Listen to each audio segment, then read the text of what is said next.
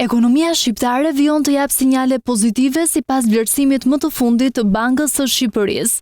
Treguesi ndjesisë ekonomike për muajin maj u rrit me 1.1%, duke qëndruar mbi mesataren historike.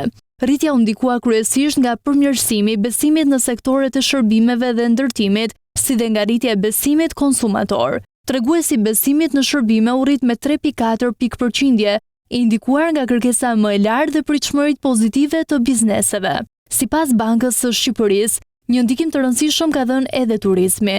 Në 4 muajt e parë të vitit, Shqipërinë e vizituan rreth 2.6 milion turistë të huaj, ose 5.1 më shumë se në të njëjtën periudhë të vitit të kaluar. Edhe sektori i ndërtimit shënoi përmirësim, fal pritshmërive më optimiste për aktivitetin aktual. Ndërkohë industria mbeti në nivele të pandryshuara me rritje të prodhimit, por me vlerësime më të ulta për kontratat e porosive. Në krahun tjetër, tregtia rezultoi sektori më pak optimist. Treguesi i besimit ra me 3.3 pikë-përqindje për shkak të pritshmërive më të dobta për shitjet dhe punësimin.